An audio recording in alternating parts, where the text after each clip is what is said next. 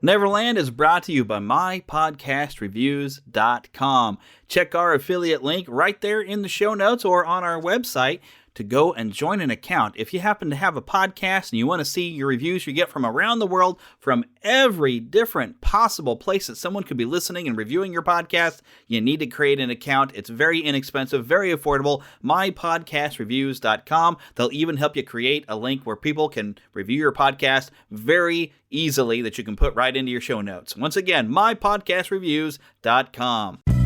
The following production is part of the We Be Geeks podcast collective. All this has happened before. Hey kids, Townsend Coleman here, the voice of Michelangelo from the original Teenage Mutant Ninja Turtles. Tom Kane this is, the voice of Yoda on Star Wars. Hey yo, it's Wobat, and a big yeehaw to you all. I used to be Luke too. Hi, my name is Oli Shoshan. I play Jedi Master Shakti. Hi, Butch Patrick here, Eddie Munster. Hi, this is Jim. Hi, this is Bill Farmer. You're listening to the Neverland podcast. Welcome to Neverland, to Disney and beyond. And it will all happen again. And now your head lost boy, the Spider-Pan. Walk on the eyes at East Pan. Jeremy. Hooray for Captain!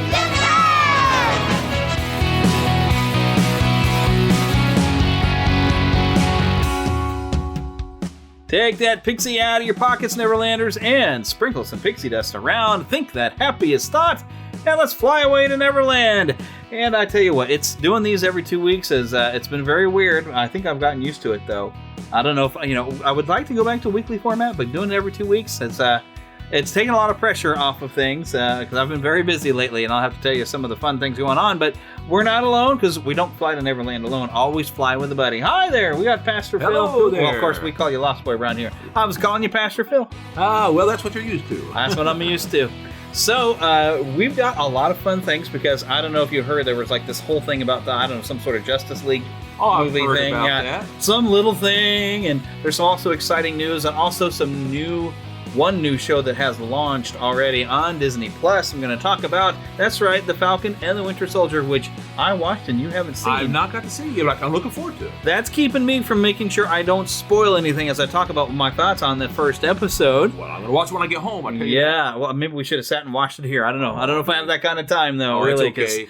I have been super busy working.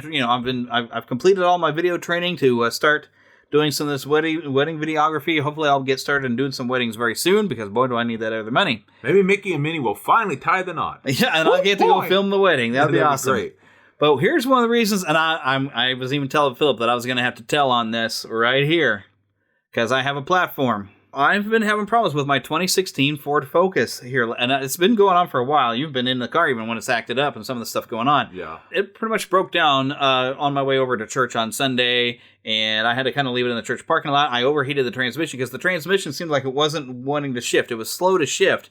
After towing it to one spot and getting it looked at in one shop, they basically tied it down to, an error code and connected it to, there was an extended warranty that Ford had put out for 2016 and some other years of a Ford Focus, because the transmission is bad.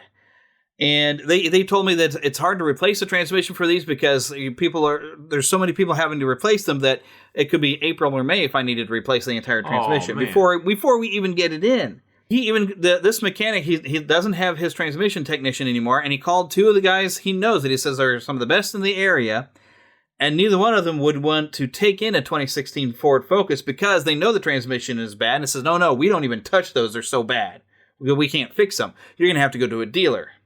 Now, of course, when I go to the dealer, they look at my VIN number, and they're saying, there's no recalls or extra warranties on a transmission for your car. And they said, I'd have to talk to Ford directly, which I'm going to do as soon as they give me the phone number to talk to them. You better believe it. So right now I've had to leave my car with Ford, and I'm still waiting to hear back on how bad the damage is going to be. But most likely my tax refund, even my stimulus, is probably all gone just to repair my car. I'm going to need that extra income. So although I did send to the market manager over where I'm at, because I have been doing these other shows that I don't get paid for. I'm like, I would like to do a version that I do get paid for, but maybe I can get some extra show time, which would get me maybe a couple extra hours maybe to set the show up and put it in. So we're going to see. I need to sit and talk with him, and we'll see. I did send him some samples So I hope he likes them and thinks this is a good idea, because that would be great if he's on board with me. It's be awesome. Hopefully and I know he listens to the show. So come on, man. We need to talk. Let's go. Let's get going, man.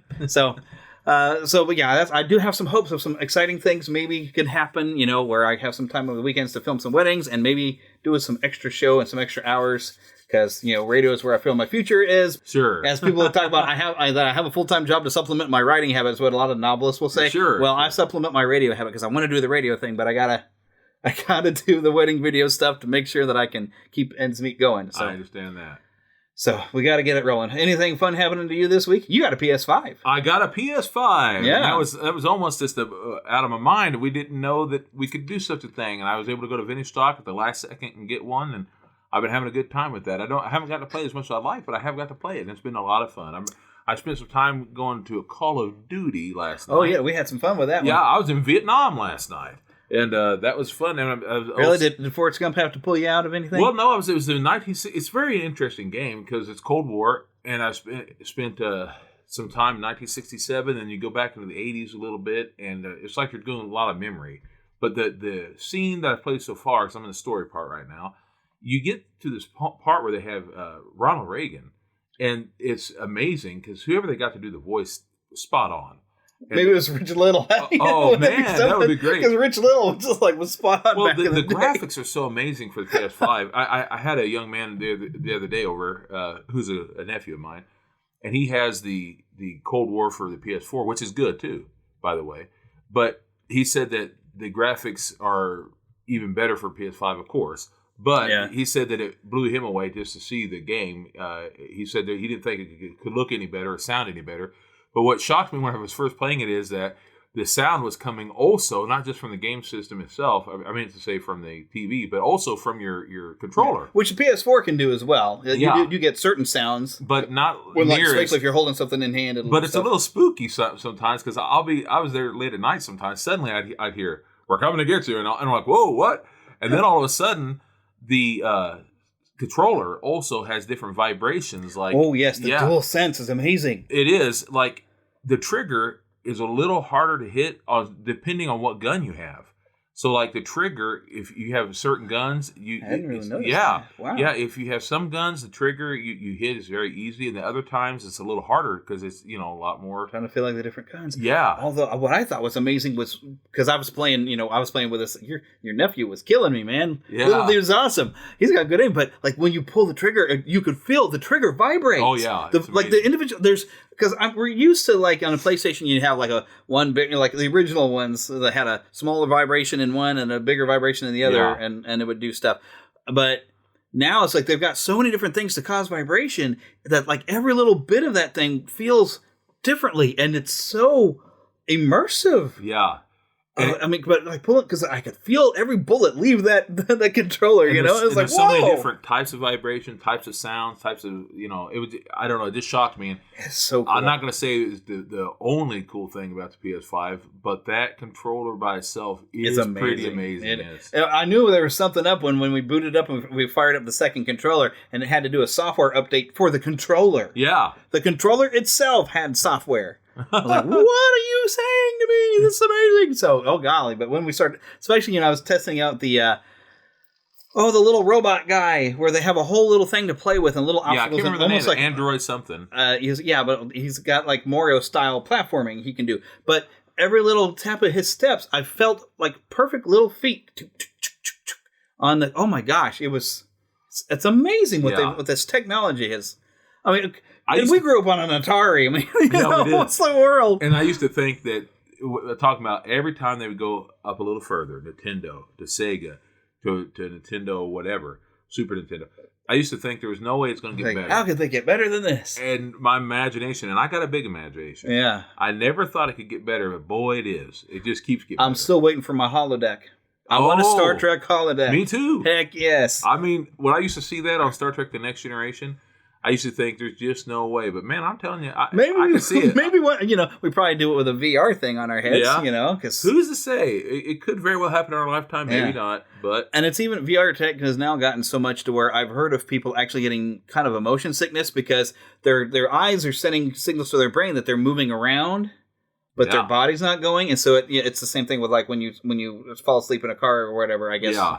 Or you're reading something, equilibrium or whatever is sending you. We're in motion, but your eyes aren't saying that there's motion. I don't know if I personally could do it because of all the seizures and things that I'd be careful. Yeah. But there are options apparently with the VR that you could either be, use a controller to move around, or you could actually have your character just hop to things to try. If you're worried about getting a motion sickness type of thing, that you could just hop from place to place. So, but once we get to, when you consider there's also. I think it's called AR or advanced reality or something like that.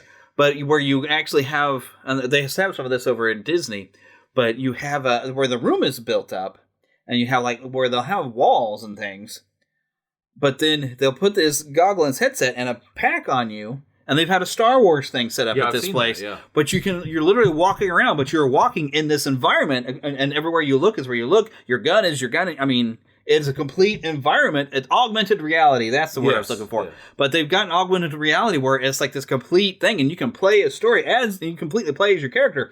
That's, the holodeck is coming. I remember back in 1994, I want to say, we went to this place. It was out there, not too far from here in Independence or something like that. Maybe it was Kansas. Anyhow, went to a place where they had a reality type thing. It was computer reality. Anyhow, we went out there, my cousins and I, and you had to pay money to get into this little thing where you put a deal on your head, a visor on your head, and that was way above and beyond, doing at the time. You're like, oh wow, this is so above reality. I can't believe we could do this. But you look like basically these blocks, these computer blocks, and you didn't look real whatsoever. Man, now you can go far beyond that on your phone, let alone. Yeah, it's my goodness. Virtual reality is what I was looking for. Yeah. Heck, I remember, Worlds of Fun, a local theme park, had what was supposed to be a virtual reality, and I thought it was going to be, wow, this should be amazing. And I felt like I was basically playing Doom with a visor on. Yeah, it didn't matter which direction I looked. I just had a controller to go over, and it was just kind of neat. It was all right in front of my eyes. And I'm like, well, is this it? The world has changed. Virtual reality is much more a virtual reality now. I feel like we're living in Tron. We are. Whoa, golly. Woo, that's a little scary of a thought, though, because, David Warner. The master computer is coming. End of line. So, speaking of which, I finally picked up a Sark figure. I was going to tell you that earlier because you're talking about this Macho Man Masters of the Universe type figure where the package was open. I didn't realize I'd gotten it out of the store. The Sark figure, the plastic of the box has actually been pushed in a little bit, so it's I've got it displayed in the box with Tron and Flynn, but it's not here. It's downstairs. Oh, he has one. He's looking around my studio like, no, I've got it downstairs where the other figures are. I don't have room to put any more figures over here, man. We'll always find room. I ain't got room, and now I ain't gonna have money, man. Especially. I forgot to mention coming up later on the show, Lost Boy Eric went to. It was kind of an accidental thing. He didn't intend to be there, but he was kind of laid over in Philadelphia, or not Philadelphia, but Pennsylvania. Pennsylvania is the state. But he got the chance to go to the Hershey plant, and he has sent us some audio that I will share with you here later on in the show, probably before we get into our movie review, because we do have a movie review, also a television review, as mentioned. But while we're in the what I call the host chatter, alrighty, I have not been able to confirm this, but I wanted to bring it up. I was seeing this pop up on Facebook, but no one. It was coming from sites where it wasn't really, like an official word. But I'm just imagining the possibilities. So it's saying, and it was listed as being April 2nd because they didn't want anybody to think April 1st. Oh, fool! Ha! Yeah. So I don't know if this is really happening, but we're talking the Genndy Tartakovsky Clone Wars.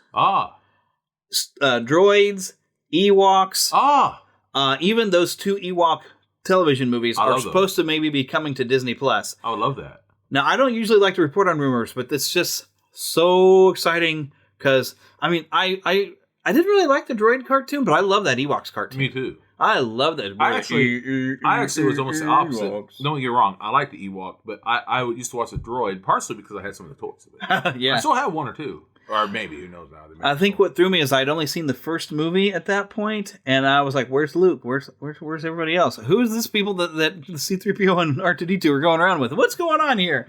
So as far as the movies, the Ewok movies, I enjoyed those. I watched them so many times. My grandmother, who was just the greatest lady, she recorded them. Anytime she saw something that us kids were going to like, she would record them.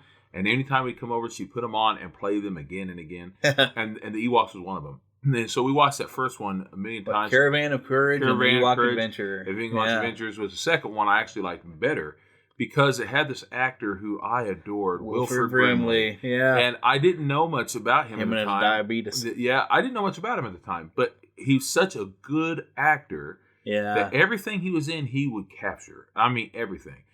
Whether it be a small part Cocoon, or whatever. Well, he was a pretty good size. By then. But what I mean is, it wouldn't have mattered if it was a oatmeal commercial or whatever. He was so good. He was just so good. And we just lost him. I guess has it been 2 months? A couple months, 3 months. Yeah, it hasn't been that long ago. A few months ago. I love him. He was great in Seinfeld. He didn't have a huge role, but he was great in there. He's a post office man. Oh, goodness. Post office master, and he would get in there and he'd threaten Kramer. And he was so hilarious that because Kramer decided he no longer wanted the mail, and he threatened Kramer and made Kramer take it back again. And he goes, "You will take your mail because by gosh, I'm proud of it." And it was great. It was awesome. Well, I can see Newman showing up in that too. Though. Oh, he was there. Of course, he'd have to be Newman in there. He was there. You're interfering with a postal worker. He was, and he had Newman had basically done wrong, and so he had a bucket on Newman's head, and it was great. Oh goodness, it was great. You got to watch it. Oh goodness. So yeah, I'm not saying that this is happening, but I'm saying if it does, I'm going to be excited. Oh, I was, because that was also at the time of the droid cereal. Remember the Star Wars? Yes, C-3POs. C-3POs. Yeah, C-3POs. I never got to eat those. Oh, did you not? Never did. It was pretty great. You could get a mask of Luke Skywalker on the back.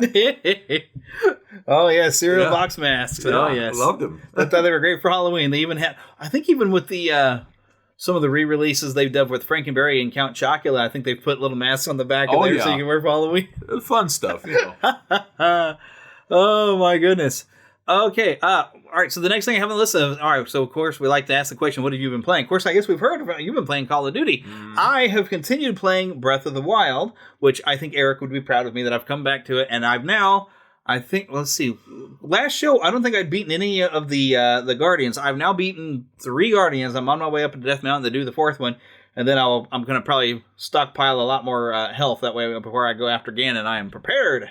Well, one other thing I have been playing, because it came with the game as well, I was able to choose 2 games. I chose Call of Duty, Cold War, and I chose the Spider-Man game. Miles Morales, which came with a remaster of Spider-Man. And it came with the remaster of Spider-Man. They did change the face of Peter Parker, but I got used to it. It took me a little while. I got used to it. I guess because you didn't play through the entire PS4 game, it wouldn't be that hard. I pretty much did with my nephews. I allowed them to do it. I was with them. But I got used to it. It grew on me. But that being said, I really like this new game. I haven't played a lot of it yet, but boy, it's good. That Miles Morales one was cool. Oh, boy. That's on my list when I get my PS5. I've got to get that one. And, coming up pretty soon is Resident Evil Village, also known as Resident Evil 8, which the 25th anniversary of Resident Evil, actually from the release in Japan, is, I think, it might have been yesterday. Which reminds me of something I want to get going. I downloaded it for free, that's all. One of those games. One of the Resident Evils, but I don't know which one. It might have been the demo. Is it Maiden? Something like that. I'm going to have to come over and play that because they're not putting that on PS4 for a demo at all. Well, you can come and take... I've been wanting to play that one. I'm a Resident Evil junkie, okay? Yes, you are. And in fact, so... All right, the YouTube channel, which some of you are subscribed to, I'm not really obeying the algorithms of YouTube very well to get this channel to grow. And I have too much of a mixture of game footage. Of course, the podcast, there's a video version of that goes up. That's pretty much you're going to look at one image and hear the audio. And then some other bits of video that I put on there. I need to separate that. I'm going to create a Neverland gaming channel as a branded channel, and I'm going to try to move all my game content over there and make new videos. And one thing I definitely want to do is I want to do a retrospective on the first time I played the very first Resident Evil game and some fun stories that come from that. So I need to get some footage of the first game, which I do have, and I think I can, with an emulator, I think I can play my disc on the computer here and capture some footage. So look for that. Come and check it out. I'll let you know when it is up and running. But yeah, I'm expanding the YouTube channel because I'm going to have one section that focuses on the gaming. So maybe I can get an algorithm and we can have some fun with some more people. Now, the Neverland Gaming channel, normally I don't do because heck, we're going to talk about Justice League, and I don't usually talk about R-rated movies on this show because that's that type of show this is. And normally with the Neverland channel, I didn't want to play any mature rated games. But you know what? On Neverland Gaming, I'm going to play those mature rated games because I have a lot of them. So I will be playing through on some of those. So just to let you know, that is coming. I heard this on the radio with our syndicated show we have at the station. They were talking about this, so I went and looked it up, and here it is, Psychology Today. Why you may want to stand like a superhero. Stand like a hero, and you might act like a hero, but there's a catch. Now, this was actually written up. Someone has a PhD and wrote this, because there was a study that kind of stand in a kind of an open posture. Your limbs are kind of spread out of the way to take up more space, so your legs are apart. Kind of put your hands on your hip. Stick that chest out like Superman. All right, so here's some researchers, Dana Carney, Amy Cuddy, and Andy Yap. They wanted to know if this was actually good for you, if it's a high power or low power positions. And basically, this helps release some testosterone or other hormones, relieve stress with cortisol, it boosts your confidence. And basically, they're saying if you could stand like this for just a couple minutes every day, stand like a superhero. I did one of my segments today when I was doing news today. I actually stood there in a superhero, and I stood up with the microphone, and I'm going to give my news in a superhero pose because I know my news, it'll go for 2 minutes in the 6 o'clock hour, and I did, and it did make me feel pretty good. It does something about standing that way and just getting that Superman thing. You feel confident. And so, but it was amazing. But yeah, this is an article, and it's on Psychology Today. You can read this. This was published back in 2017. Actually, this was July 14th of 2011, this one. But I have seen some articles of 2017. But y'all look this up. This is awesome. I'll tell you this. When I was able to exercise before the whole seizure thing took over, and I intend to do it again whether I have seizures or not, but while running, I would stick my chest out, and my arms would go to the side. And when I would be running, I'd feel like Superman. I'd be listening to that music, the John Williams music I'm talking about. And I'd run, and I swear I felt so good, not just because I felt good about what I was doing, even though I'll be honest, I hated the running. I hated the jogging. Yeah. I hated it. But it felt you don't so see good. Joggers smiling when they jog, do you? It made me feel good inside. Yes. And that music, oh man, there's nothing like it. Yeah, emotional health is also important. Yes, it made me feel so good. And to this day, if I need a pick-me-up, I'll turn on some John Williams music, and I tell you what, man, nothing like it. There's just nothing like it. There you go. And that's the thing. Next time I get some work, I want to have some better music, and I need to make a workout mix, and I get some Rocky music. That's another one. There you go. Man, I tell you, you're gonna fly now when you're running, and you're gonna feel it. You're gonna fly. You know I did. I ran up those Philadelphia stairs. You did. You did. Mm-hmm. Heck yeah. So I thought that was interesting things that go on this week, but we have some Disney Park news to dive into.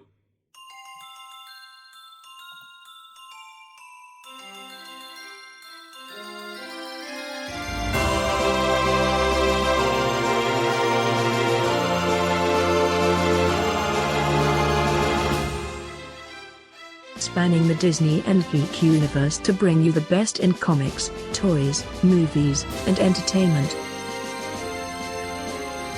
This is news from around Neverland.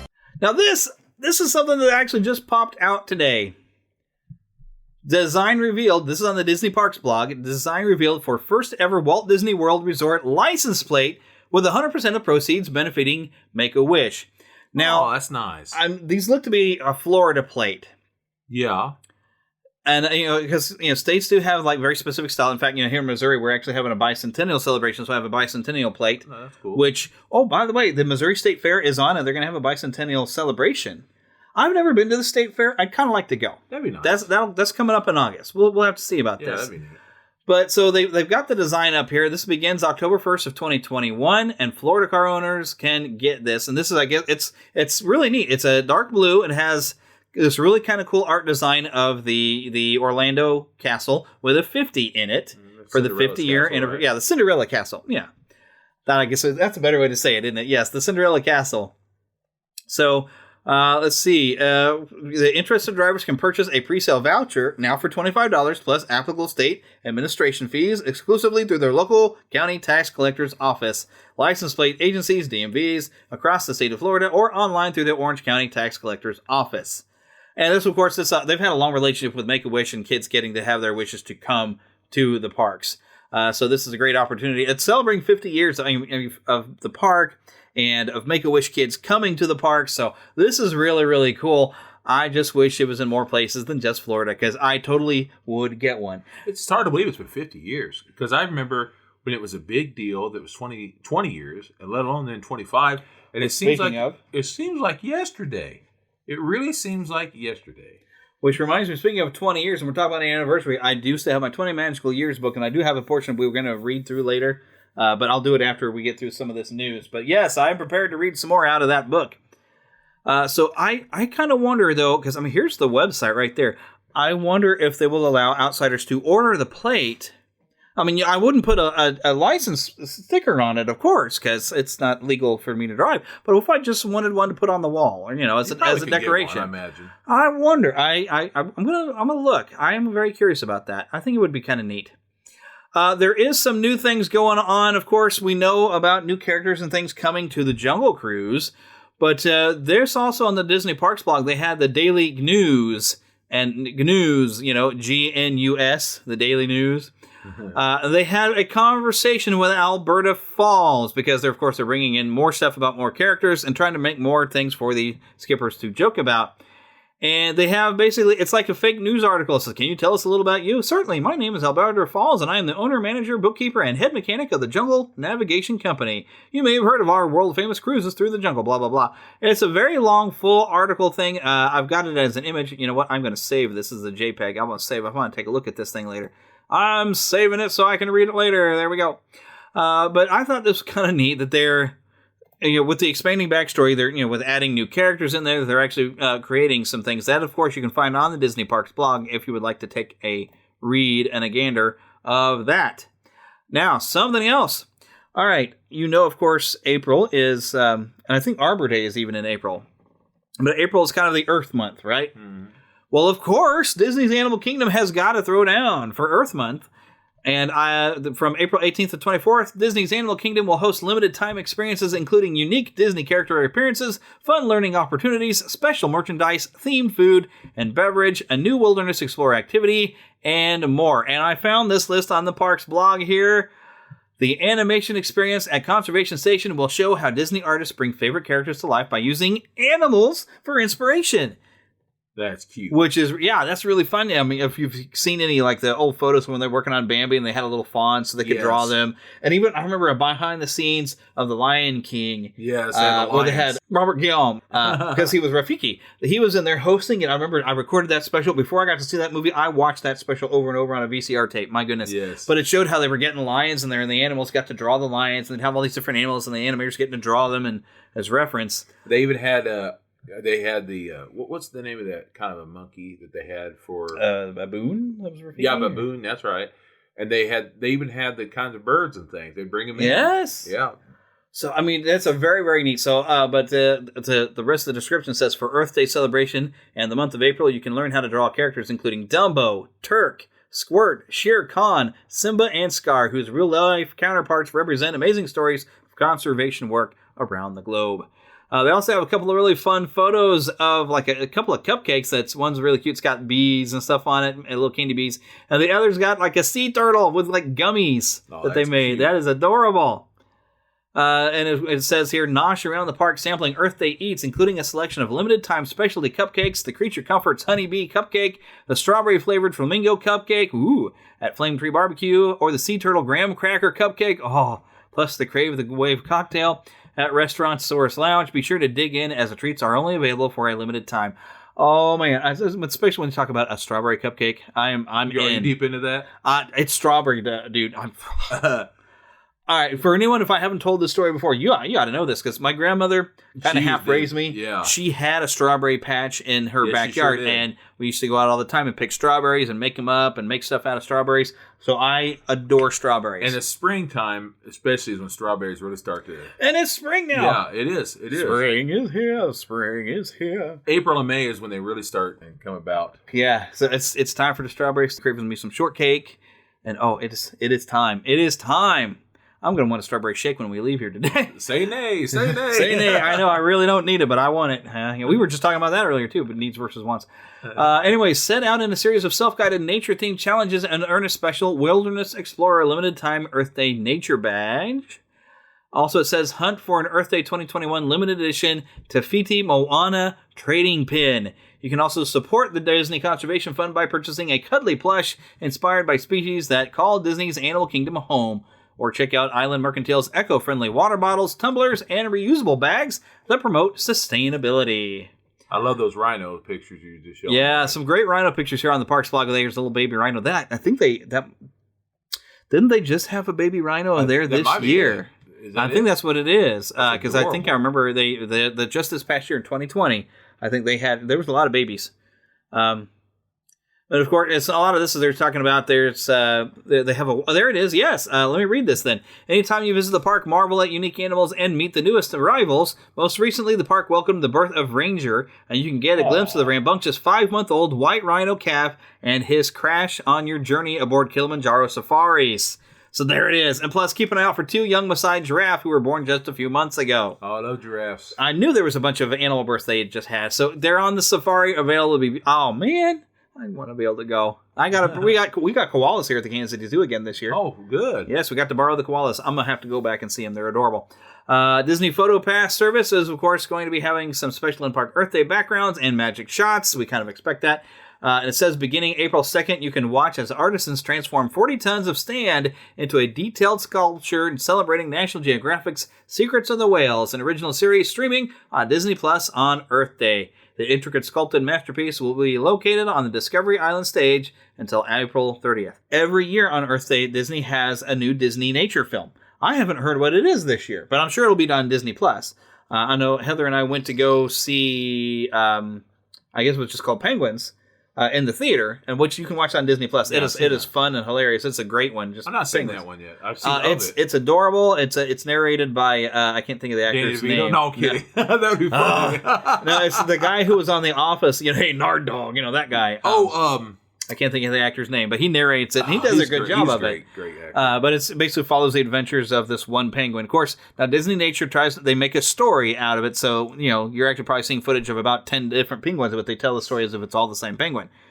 So there should be something new coming up on Disney Plus. I'll have to look that up and see what it is, because they always have a new Disney nature film. But I haven't heard Disney anything. himself, as I'm sure, said this to me. Big in conservation. Yes, he was. Yeah, but he was also the one who started the whole whole documentary. The Living Desert. Yeah. The Living Desert. He's the one who modernized of what a nature documentary used to be. Oh. You'd almost start to know those animals and start loving them. That's the idea. Yeah. That's the idea. You love them. We appreciate them more when we know more about them. Yeah, that's why zoos are important. Yeah, absolutely. Because we get to learn about the animal and we get to appreciate them, and then we respect them. What you don't know of, you don't respect. Yeah. Them, and back for years when people didn't understand, like they thought, the killer gorilla, and you even still see cartoons where they the killer gorilla.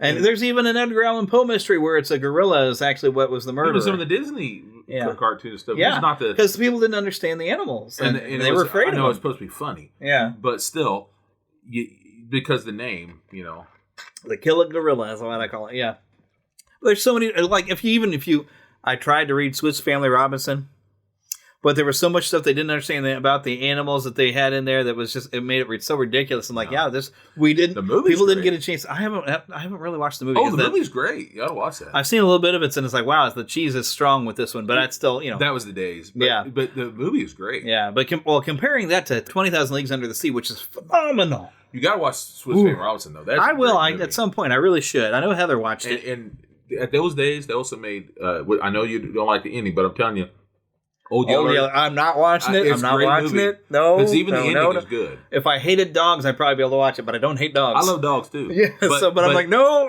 I can't. I'm not. Spoiler alert, they end with the dog. It ends with a good little dog. So, related to... Yeah, and it also ends the dog. No, it ends with a good dog. And it's Old Yeller's dog. So, okay. I'm telling you. Yeah, but it's good. I don't go to movies to cry, for crying out loud, okay? For crying out loud. For crying out loud. I don't go to movies to cry. You like, I'm telling you. But, talking about things that are not going to make you cry, unless you cry for joy, April 30th. Disneyland, Disney Park, Disney California Adventure Park reopening April 30th. Yay. And hopefully some of you got a chance to do the Touch of Magic. I believe Window to the Magic, if you listen to that podcast, Paul Berry was able to go to the Touch of Disney event. So there is some audio. I think he's released it this week. I haven't gotten to check it out. But I think he went there and checked it out.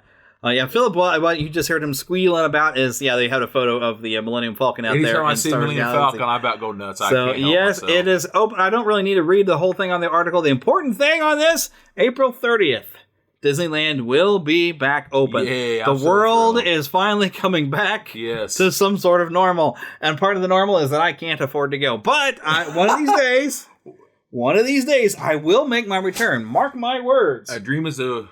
wish your heart makes when you're fast asleep. Speaking of dreaming of things, okay, so Walt Disney World, the dream came to life, and this is from the 20 magical years. I want to read for you a little section. Now, I haven't mentioned this before as primary photographs, but here's a Main Street, USA. It's a short little blurb, and so I'm going to hop over. We'll also read about Fantasyland. Now, those of you who listened to last week's episode, I read a little section, a little introduction. They gave you a little bit of history of Walt Disney World and even some Disneyland history. But I'll read for you now, and I quote, "The first of the Magic Kingdom's 6 themed lands, Main Street, USA, is a nostalgic tour of an enduring symbol of American life, a turn-of-the-century small town. Main Street gives us a tantalizing look at the best of the good old days. It is America between 1890 and 1910, when a burgeoning technology was replacing real horsepower with mechanical horsepower, and the telephone, telegraph, phonograph, radio, and cheap, available hydroelectric power were revolutionizing daily life. The style was curly cues and gingerbread. Every town, no matter how small, had its imposing city hall, usually fronted by a spacious plaza with a bandstand. Step with us into this exciting era of contrast. Welcome to Main Street, USA." I love Main Street, USA. I love being on the real one in Marceline as well. Yeah. I haven't gotten to go to Marceline in too long. Oh, Marceline. I'm hoping everything, can't you be true? Oh, yes. All right, some of you know that Little Richard song, Maybelline, right? Okay, I hope you do. All right, let me read you what it says about Fantasyland. So, reaching gracefully up to Florida's intense blue sky, at the end of Main Street is Cinderella Castle, the entrance to the Magic Kingdom's most fanciful realm. This enchanting 180-foot-high landmark is an architectural blend of many European styles, from 13th century French fortress to late Renaissance palace. Since it was inspired by no single structure, Cinderella Castle represents all castles.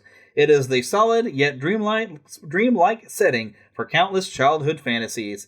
In the castle courtyard stands a charming bronze statue of Cinderella, a heroine of the fairy tale that inspired the 1950 Disney animated classic film. And it is. Beyond the castle drawbridge is the land that Walt Disney called a timeless land of entertainment. This is Fantasyland, dedicated to all those children, young and old, old children right here, who believe that dreams really can come true. Here you can fly high with Dumbo, or whirl in a spinning teacup, take a gallop on a mighty white merry-go-round steed, or careen with Mr. Toad, not anymore, down the road to nowhere in particular. Oh, poo. For those that know, Paul Berry taught me that one. You can refuse the poison apple in the outstretched hand of the Wicked Witch. Not really. That's kind of been changed, but it's got a really cool ride in there now. Or duck as Captain Hook fires his cannon. Perhaps not for long. I've heard some talk about, with people finding problems. Well, I guess the pirates get to stay, but the natives might get taken out of there. So here, Disney fantasies are yours to enjoy. That's only some rumor stuff I've heard. I don't know if that is true, by the way. 1963, the people at Pensacola asked Walt Disney to create a pavilion for the 1964-65 New York World's Fair. It's a Small World was an immediate hit, and since the time, it made its permanent home in Fantasyland. This salute to the children of the world has consistently been one of the Magic Kingdom's favorite entertainments. Dozens of artists, model makers, engineers, musicians, sculptors, and architects, costume designers, lighting experts, and other artisans use their skills to create a unique international voyage. It's a Small World proves that it really is a small world after all. There's a lot more into this chapter, and I think I'm going to pick it up next. Oh, well, maybe not. There's only a couple more sections. Let's finish the section, and then we'll tease the next time will be Adventureland. But there's a couple more sections. Let's keep reading. The inspiration for Fantasyland, of course, was provided by Disney's classic animated films, namely Snow White and the Seven Dwarfs from 1937, Pinocchio in 1940. Although, is the Pinocchio right still at Walt Disney World? I don't think it's there. It is in Disneyland. I don't know about Disney World. Oh, but apparently there's Pinocchio's Village and a snack bar. I don't know if that's still there. So then Dumbo, 1941, there is still a circus in there. Mm-hmm. They got new tents. They got like 2 flying elephant rides now. Adventures of Vic and Top Bot and Mr. Toad. Unfortunately, Mr. Toad's Wild Ride is gone. Oh, by the way. It's in Disneyland, though, still. It is in Disneyland, but it is Walt Disney World. Yeah. They have you seen the Funkos out in stores? I think you told me you saw I saw them for Mickey and Matterhorn. I found the Mr. Toad. So guess what I have now? Yay. Also, they had some Haunted Mansion ones, and so I had to get those at some point, too. But I found the Mr. Toad, and I love it because his eyes are all got the mania of driving. Of course. I would love to find some of those other ones. Those would be great. They need to make a Hulkamania with that little spin. Hulkamania with that'd be great. Oh, but nobody would get the joke but us.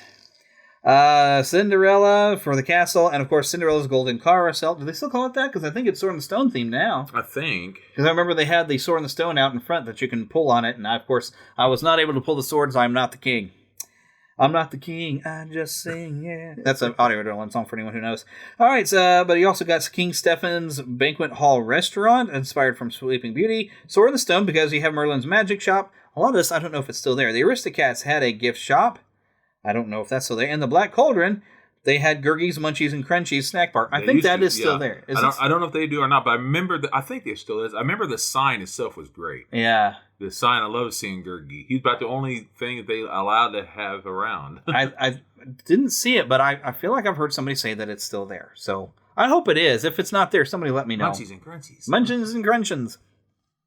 Which the book is better, by the way. Although the style of that movie is really amazing. Yeah, Don Bluth. Yeah.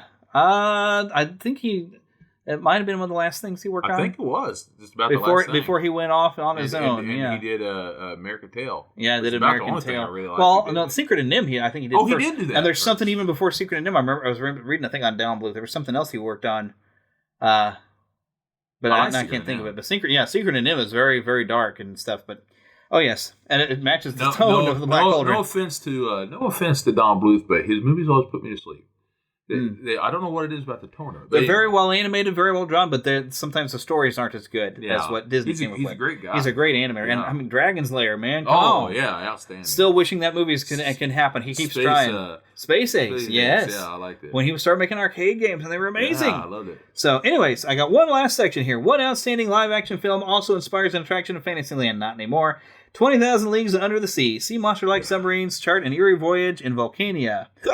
Pardon me. I'm going to have to edit later.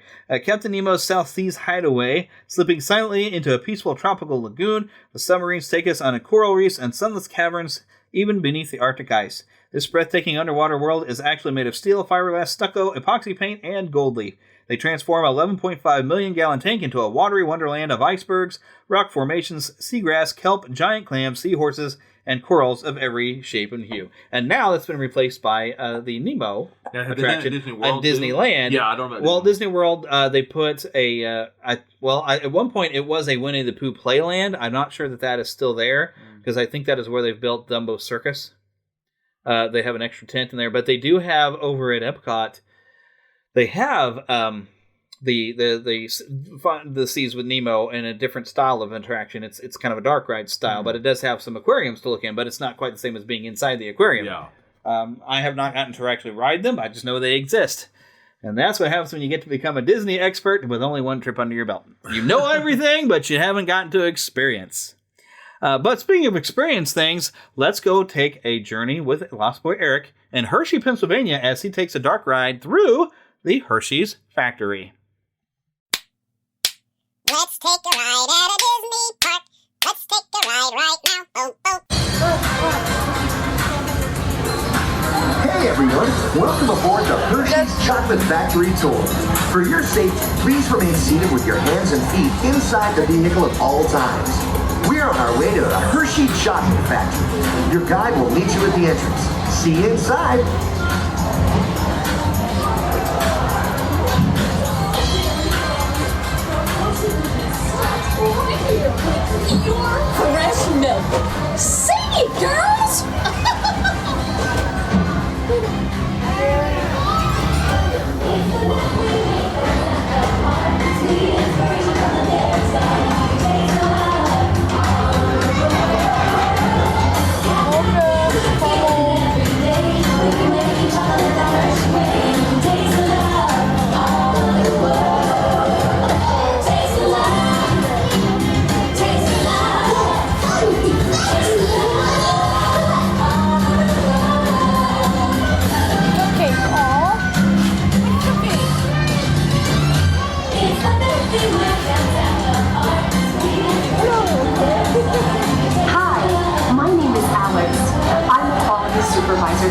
Hershey Chocolate Factory. I was asked to be your guide today, and I can't wait to show you around. Everyone ready? Let's go.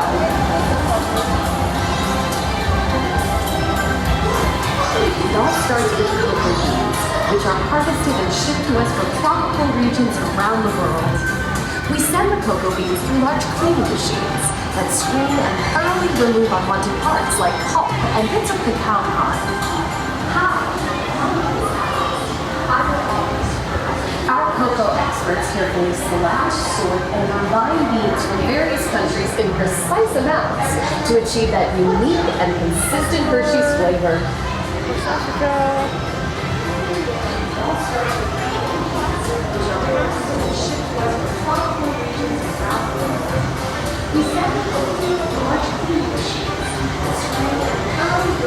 We pour the blended cocoa beans into large revolving roasters, which get extremely hot. Toasty in here, isn't it? Next, we quickly cool the beans and feed them into our breaking chamber, which cracks open the shells at high speed. Inside each shell are tiny pieces called cocoa nibs.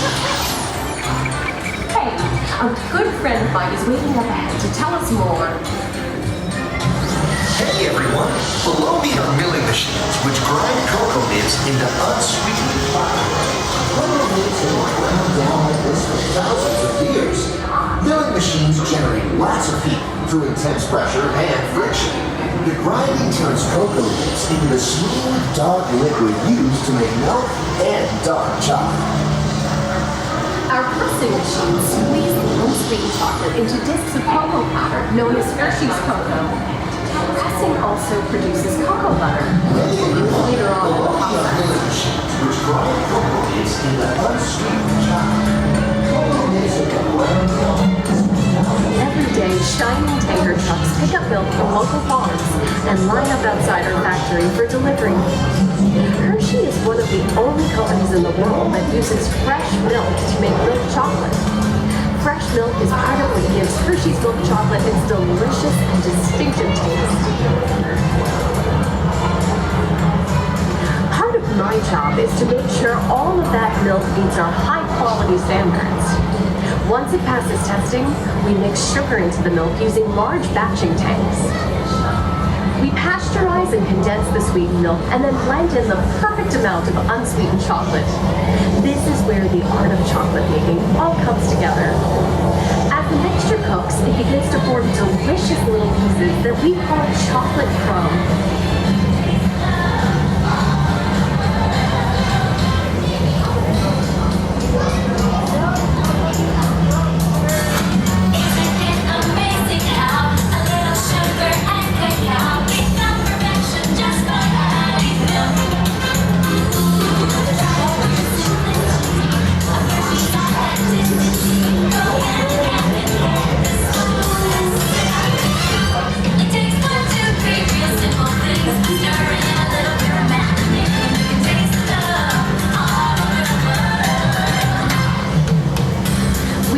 Chocolate crumb into a coarse powder.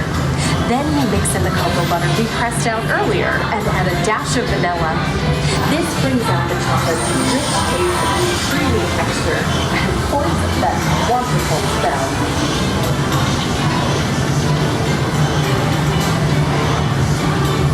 We feed the chocolate crumb through steel rollers that grind and refine the chocolate until it reaches a smooth, uniform consistency. Here's our friend Chase to explain the next step in the process.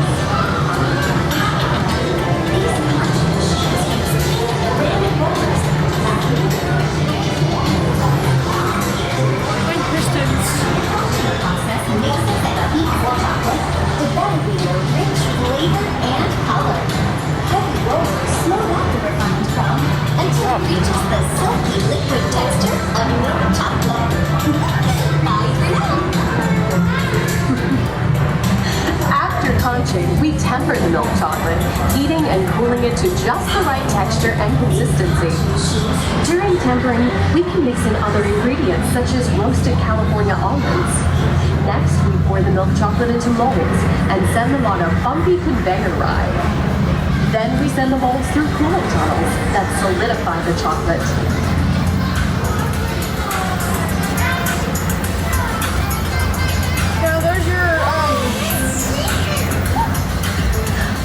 That fresh, delicious Hershey's chocolate goodness is finally ready to be packaged. Hey, don't forget about Reese's peanut butter cups. My personal favorite. Everyone has a favorite. Mine are Hershey's Kisses chocolate. Cheers, chocolate syrup.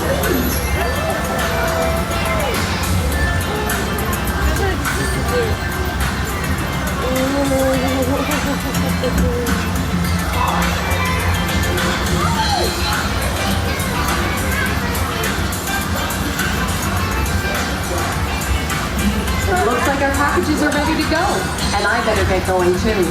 It's been a privilege being your guide today. Remember that wherever you go, you're never far from a piece of Hershey's happiness. So be sure to share that goodness with the ones you love. Thank you, everyone. Bye.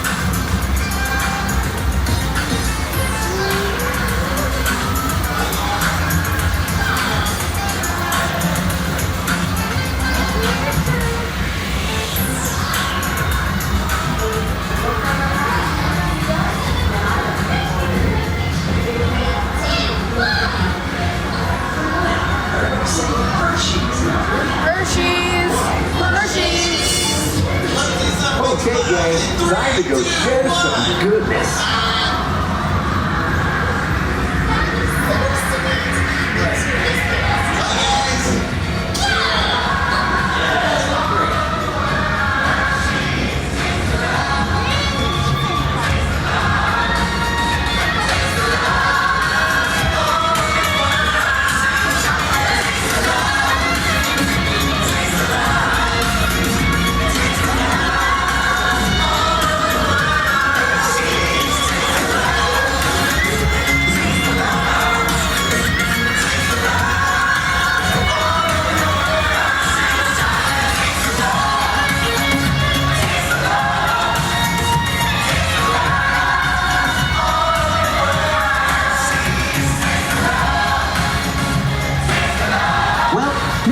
The hard work, pride, and joy that goes into making every piece of Hershey's goodness. Come visit us again soon. Please remain seated until the door opens and watch your step by the moving platform. And enjoy the rest of your day here at Hershey's Chocolate World. So long, everyone. Thanks for coming. Bye-bye.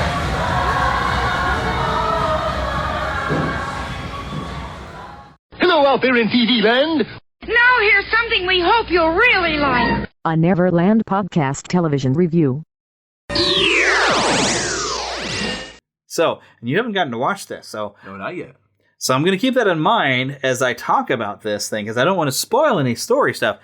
But let me just say, the first major action sequence, I mean, it is fantastic to have a Marvel Studios Hollywood-level budget for... Because, I mean, you know, CW has done fairly well with superhero-type shows. Yeah, they've done pretty good. But they're limited on the budget. Yeah, so only so much they can do.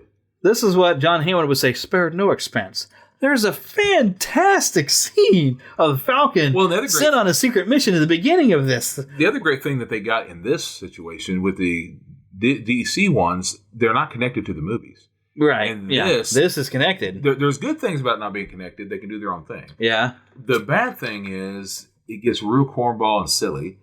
And in this case, I'm not saying they don't ever do that with these, but the good thing is that they are connected so that they can, because that you already have your audience fully invested. Yeah. They're fully they had everybody already invested in the CW series, and a lot of people were disappointed that they didn't bring that over into some of the Well, yeah, films. that's how I felt about it. I can understand that, yeah. I felt about Grant that, Gustin too. maybe would have been a better Flash than Ezra Miller. I agree with that 100%. We'll talk about that We'll later. in a second, yeah. Yeah. But as I was saying, so like there's this great opening sequence, and I love they really have established the good old Sam Wilson, the Falcon, the burden of being given Cap's shield. Well, especially a guy of that, talking about the captain.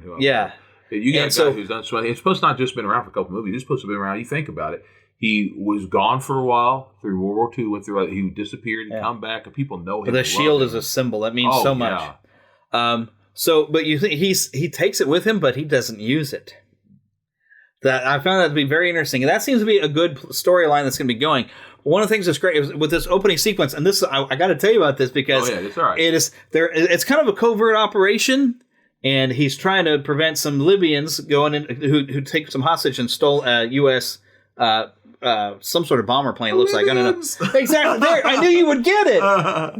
It was so Back to the Future. I was totally hearing Doc Brown going, the Libyans. So yes, that's why I had to tell you about the first thing, because of the Libyans, the Falcon versus the Libyans, and it was so much fun. And Anthony Mackie, I love him as the Falcon. He is so good. I really like. There's one point that it's just so funny. He's doing a great job. So I mean, I really like this opening scene, but it is nice to get we're diving into their personal lives. So we see Anthony Mackie and his sister, and trying to save his parents' home and business. I won't say what it is, but then also we dive over and we get to see the Bucky, or James McKinnon Barnes. He's trying to get away from being the Winter Soldier, and and that's good. Part of his pardon, you get to see he's got to meet with a psychologist and to kind of talk through stuff, and he's got certain conditions of him being fully pardoned because they know he wasn't responsible for what he did as the Winter Soldier. They did the best they could do with, I think it was Captain America 2 that they dealt with the Winter Soldier, wasn't it? Yeah, it was his second movie. Was they Winter only Soldier. did so much as much as they could do because they had him as a villain. But I'm going to tell you, in the comic book. He was a villain for a long time, and I think. And it was huge. I mean, I was reading the comic book of that, and I only got to read one or two of the. Now I'm not going to say the comic books. I'm going to say the novels of how they do. They put them all together, make what they call the novels of that graphic novels, and they were huge, and they went on and on and on, and they were really, really good. But you got to understand that character. And there's only so much they can do with the movie. Yeah, you can't do a bunch of decades of comic history. These things where they bring them straight to the TV like they're doing here with the Disney Plus and all, somehow, because they did this with the Witch one too. The WandaVision. Yeah. Because you go with them through these journeys on every episode, you get to know the characters better. Yeah. And I like it. And that's what's happening with this series. Yes. It's great that way. So we got to dive into Falcon. We also got to see imagine what it would be like when you are an assassin and you're only beginning to get your memories back of all the people you've murdered. That'd be terrible, yeah. And that's where he's going through. And I don't want to spoil this for you or anybody else, but there was such a touch. Oh, I could have cried.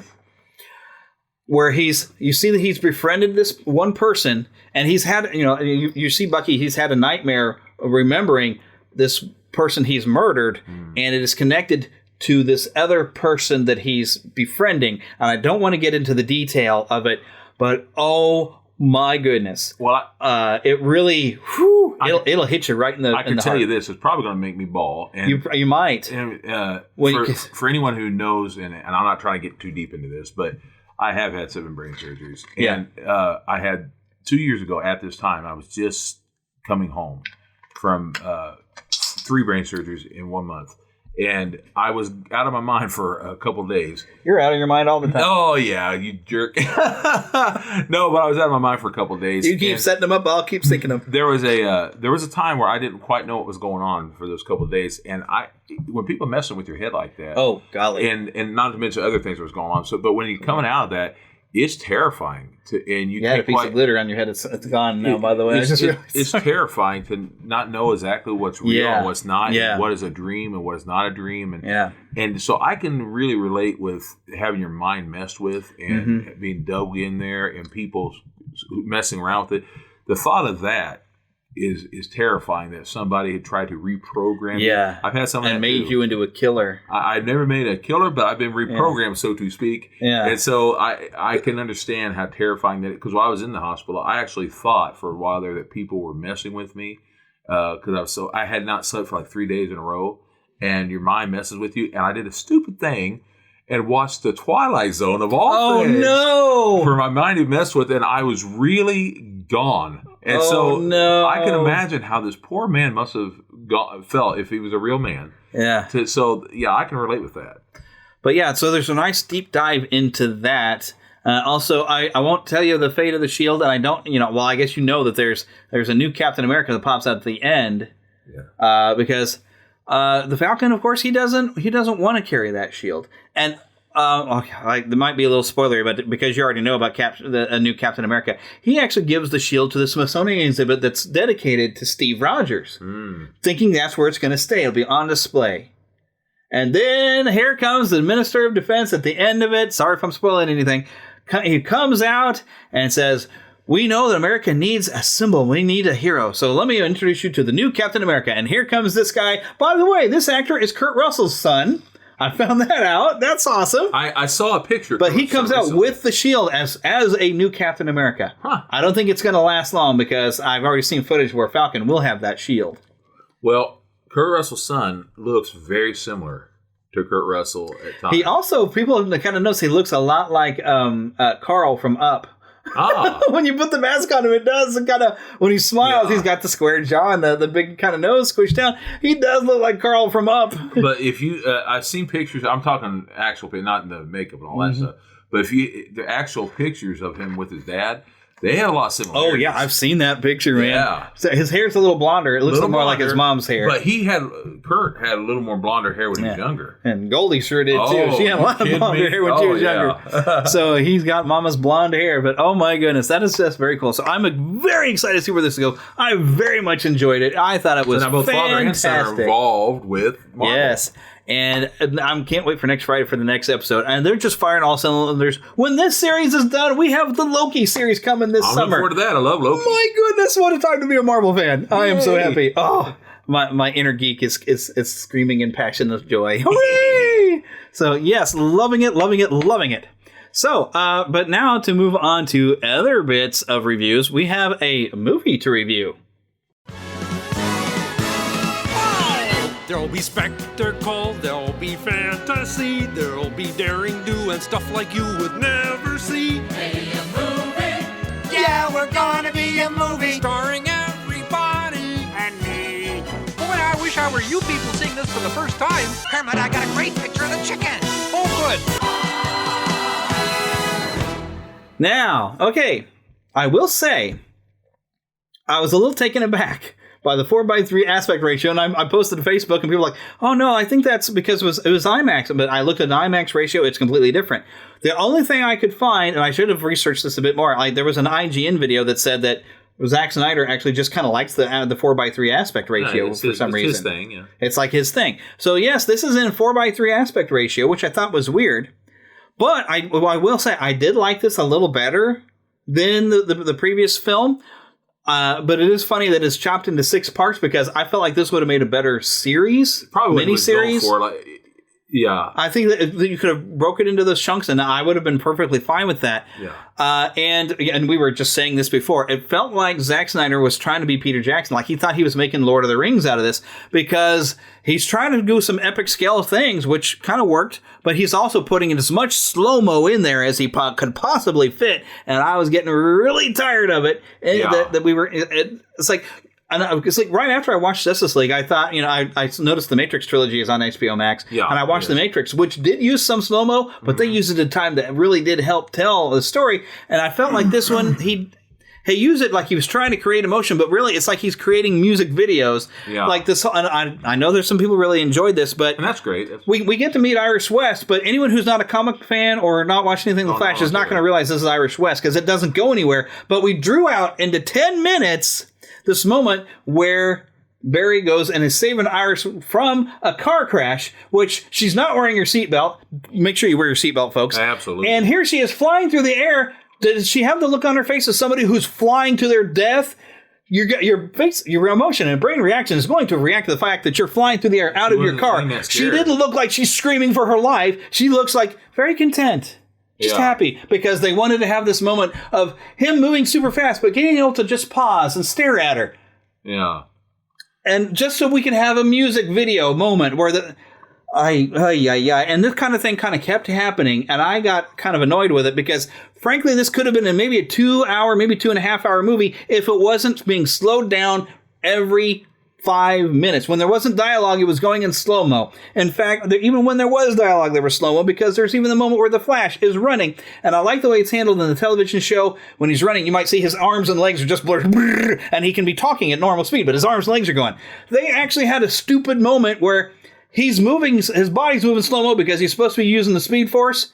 And he's talking normal, but his body is barely moving because he's inside the Speed Force and is barely moving and running. But he's talking at normal speed because he's talking to Cyborg.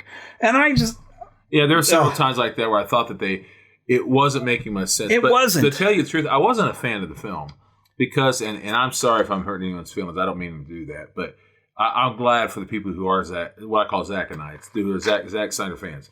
And that's not an insult either, by the way. I'm not a Zack Snyder fan. And I'm talking about his movies, not the person. I got nothing against the person whatsoever. I'm sure he's a nice guy.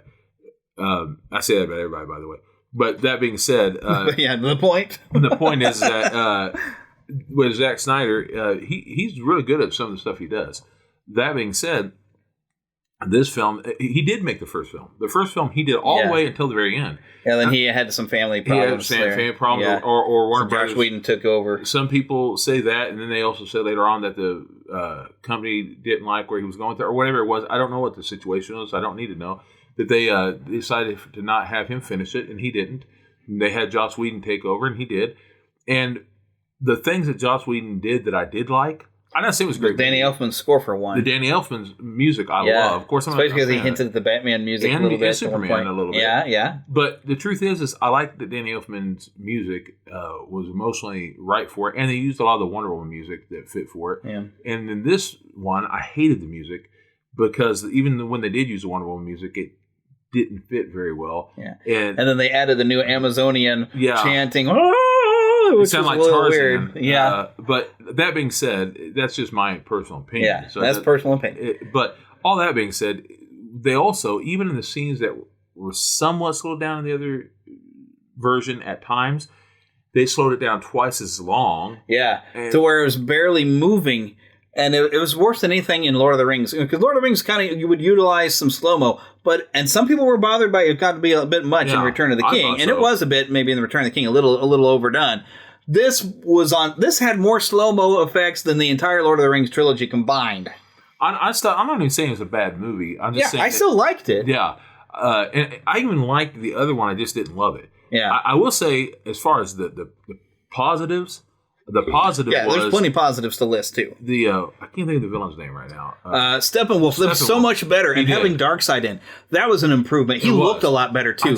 I kept thinking he was going to actually do something, he didn't. But I like seeing Darkseid in all of his side villains that you see. Yes, with Granny, what's his name? Whatever her name. And I forgot. I like that, and I liked a lot of the other side characters. And then the other guy you kind of see back there with Darkseid, which I only know them because of the Superman animated series, which, by the way, is on HBO Max now. Did you notice? Yes, it's all. Of course you noticed. I own them, of course, but still, that's not the point. I own it to the donut. Okay, that's a song. That being said, I was really glad that they did a lot of good things, but... Yeah, there was a lot of good. Despite all the things I criticize about it, there was a lot of good. But the thing that I thought was funny that the Zackanites online were saying was stuff like, he made it so much better because you got to know this much and this much. That. It's like, but that did help. We got a lot more, the time to spend with each character, so we got more familiar with the characters, so we actually cared about them. That was the improvement. That's what made it better. I thought it was funny that they kept saying that so and so didn't do that. They said about Joss Whedon. I said, but the problem was that you should not have to have twice as long as a movie in order to know those characters. They should have given those characters a movie themselves. Yeah, that's what they did. Which I guess kind of was the idea when I watched some behind-the-scenes stuff. This was supposed to be centered around Cyborg. Yeah. And we did. We got a lot more of Cyborg's story. That was good. And which is great because I do love that character because of the Teen Titans cartoon. Mm-hmm. But one thing that I was missing in the original cut, we got one good booyah by the end of it from Cyborg. And I love that. Gone. They put it in this one. Gone. At the very end, he says booyah. Not in the Snyder cut. Yeah, I saw it.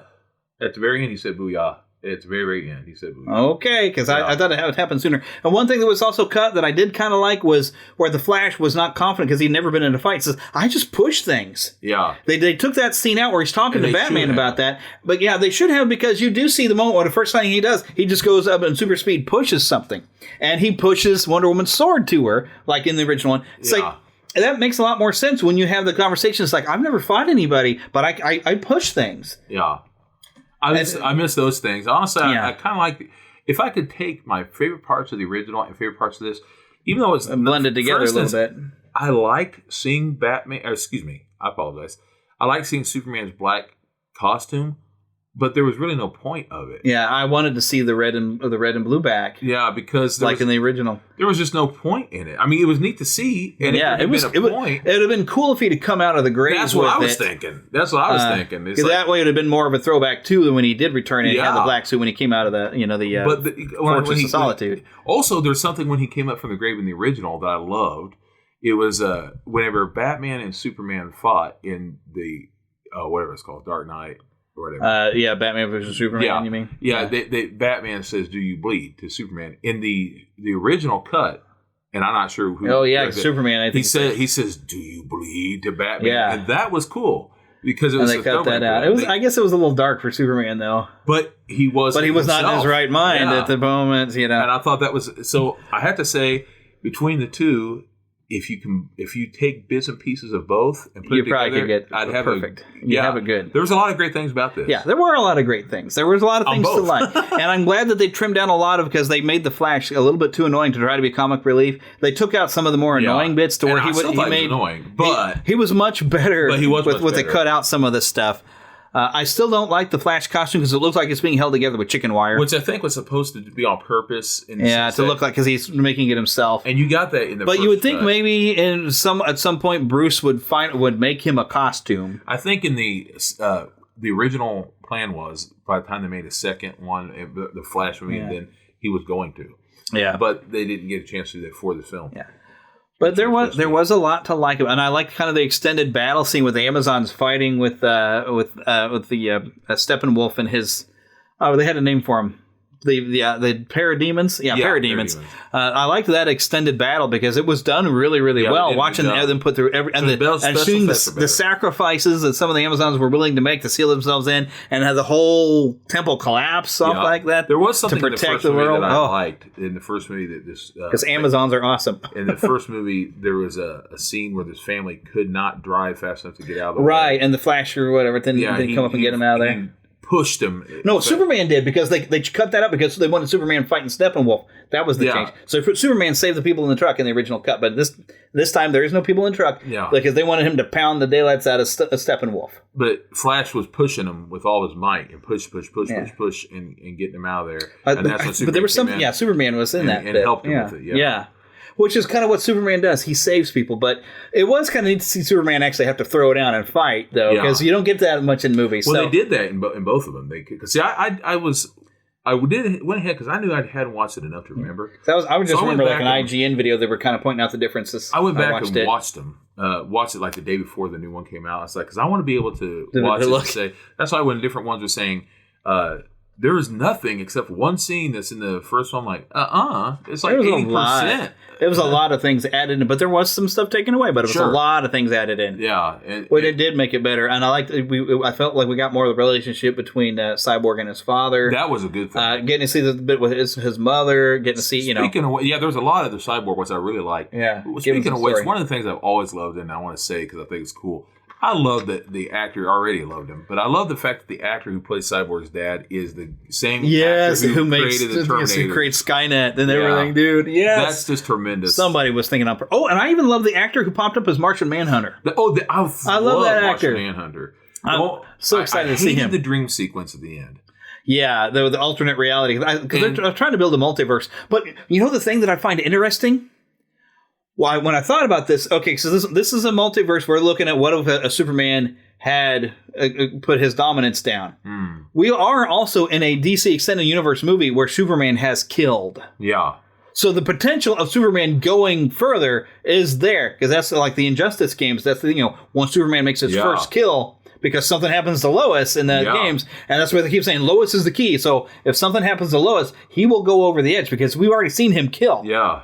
So that is an interesting thing. But that whole thing, with the gets Joker, a little, this is going to sound cruel. I'm not a big fan of that. I'm going to jump back to Martian Manhunter though before we get too far away. I'm not a big fan of that actor who plays the Joker. Yeah. And that laugh, that horrible. Yeah, it's still no good. And people were saying, "Oh, he redeemed himself." No, he didn't. That was a horrible. No, Jared Leto is a good actor, but he was not meant to play the Joker. But speaking of Martian Manhunter, okay, think of the awkward conversation that Martha Kent and Lois Lane are going to have back on the farm. Yeah. When suddenly Lois is referencing this conversation she had with Martha in an apartment that wasn't Martha because it was the Martian Manhunter. Yeah. Can we not deal with this issue? Was that, I mean, it seemed like Martian Manhunter at that point was thrown in just be like, hi, look, Martian Manhunter, isn't that cool? But I'm like, wait a minute, so that whole conversation, and how does he know all the stuff that Martha Kemp would know? Yeah. How does he know that name?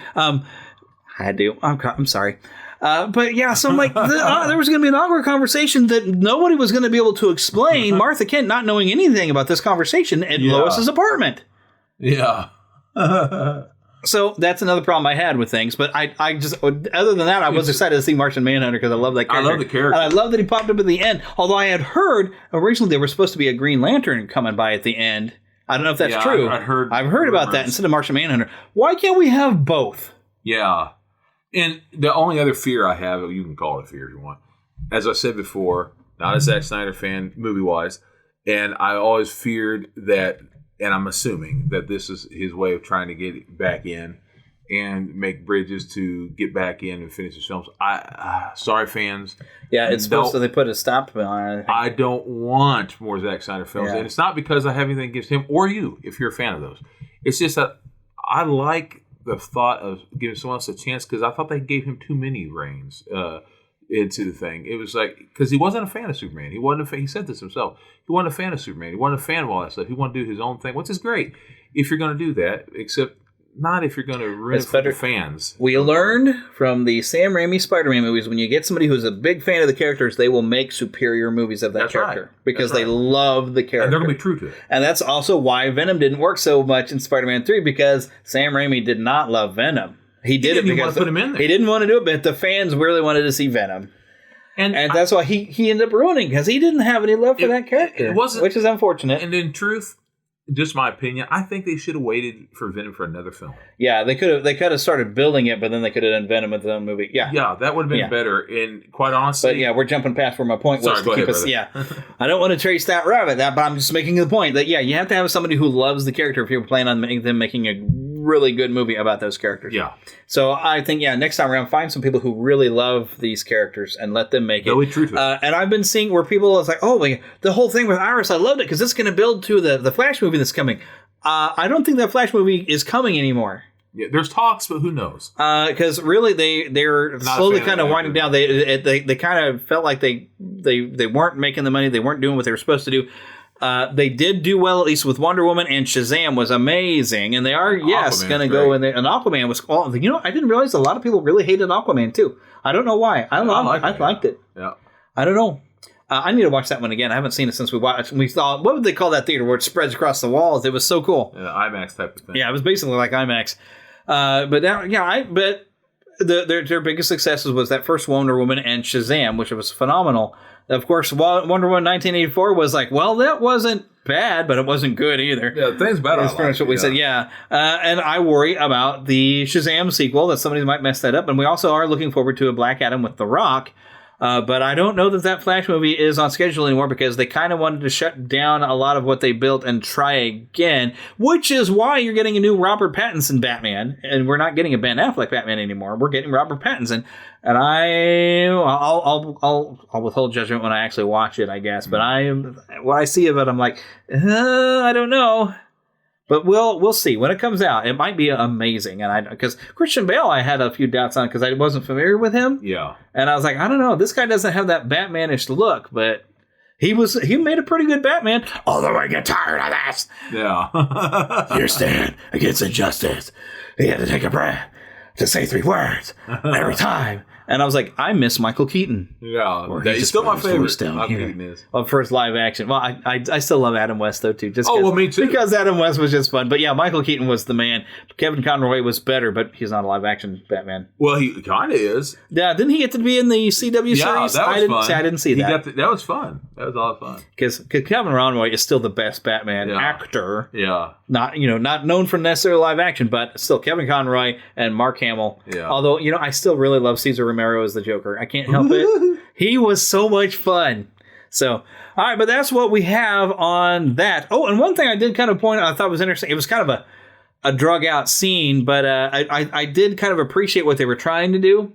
Is we had that scene where one of the girls in the village grabs Aquaman's sweater and kind of sniffs it, which I think they pointed out the guy who does the pitch meeting joke satires. It's like, wouldn't that smell like fish? But what was interesting about that is the difference between the DC and the Marvel characters is the DC heroes are revered almost godlike. Yeah, well they are, yeah. And then in which when they first crossed over at one point, the DC heroes would get into the Marvel universe and like, what in the world? Because the Marvel heroes, some are just flat out hated. Yeah. Spider-Man doesn't get respected. The X-Men are mutants, and so they're hated. So it's a completely different world. And Superman judges everybody in the Marvel universe saying, like, you guys are not doing a very good job because you should be being revered as gods around here. One thing I do say... But having that scene... I want to finish my point before I let you go. Having that scene showed the reverence that they end up having for these characters, and which I really wish I could have seen more of Superman being revered by more than just Lois Lane. Yeah, because that's all they did. That is one thing I like about Batman vs. Superman is getting to see like the Alex Ross paintings come to life, where he's the people reaching out to Superman for help to save me off my flooding building. But I liked to have that moment because it shows how they revere them. But the thing is, Aquaman hadn't.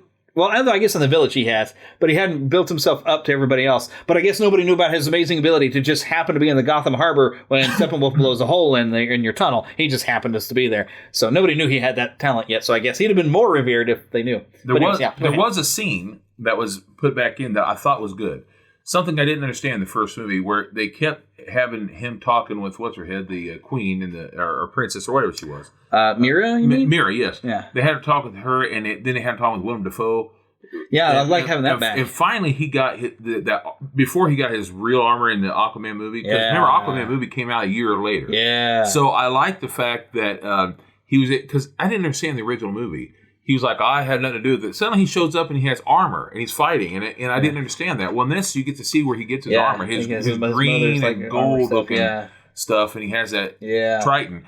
Because you didn't see that in the first one. Trident, not Triton. Triton is a king in but anyway, you get to see that in this where he got it and how he came across it. You didn't see that at first. That was nice. So that was nice to see. Yeah, I was like, Willem Dafoe, I love you. Yes, I love having Willem Dafoe pop up. That was cool.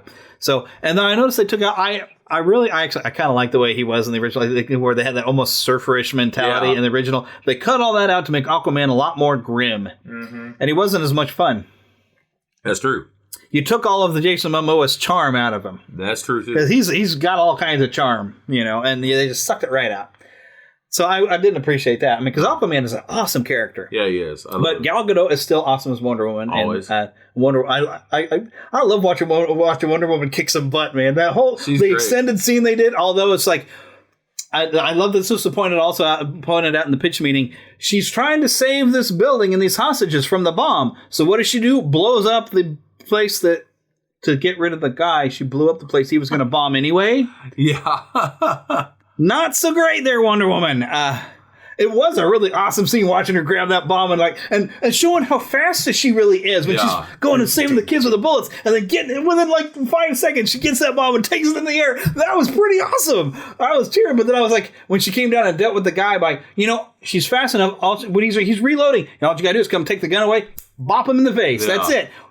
It was overkill to do the whole symbol clash thing that she does with her wristbands and blowing the side of the building up. The guy won, basically. Thanks, congratulations, you achieved what he was trying to do, except he didn't get to kill anybody. If you want to see how much music can change a scene, watch the original scene, talking about the original cut, and then watch that, and the music changes so much. Even though they still use the Wonder Woman theme a little bit, watch the different scenes, and the first one, the dun dun dun dun dun dun, real quick, and that one's got the and it's so different. Like Tarzan boy. Yeah, okay, I'm referencing 90s music. Come on, y'all. But it does. I'm telling you, there's such a difference between the fastness of the films. It's amazing, ridiculously amazing. Actually. All right, but we really should wrap this up. So. That was our thoughts on it. Not saying I didn't like the movie, but there's plenty to criticize. This was not. I saw too many people that loved it, but I also saw some people that hated it. And I was like, well, I don't agree with the people that hate it. I don't agree with you that love it. I'm right in that middle where it's like, you know what? This was better than the original cut, and I did like it. I broke it up. I watched it in half-hour chunks throughout the day, because I had other things I wanted to do, and I didn't want to have it for. And I felt better watching it as I think it would have been a great miniseries. Yeah. But those are our thoughts, and we'll see you next time. Hey, thanks for listening to this week's episode of Neverland to Disney and Beyond. And of course, I want to remind you to keep a pixie in your pocket. What do I mean by that? Well, that is that young at heart, positive thoughts that you're going to keep in your pocket and share it with other people. Pull out that pixie dust and share it. Make sure, of course, that you check our show notes right there in whatever app you're listening to. There's a way to find the show notes. Now, I don't know what app you're listening to, so I can't tell you the specifics, but go and check it out. Also, visit our website, neverlandpodcast.com. Make sure that you leave us a nice review on whatever you're listening to, be it Apple or Google or Stitcher or just about anywhere. Leave us a nice review, and we appreciate that. And also make sure you share the show with others because we like to bring other people into our community. And of course, make sure you visit our Patreon page, patreon.com/NeverlandPodcast. We appreciate all of your help to keeping the magic alive here in Neverland. And of course, if you're looking for a bit more fun, go search for us on YouTube, Neverland to Disney and Beyond. Until next week, like I said, keep a pixie in your pocket.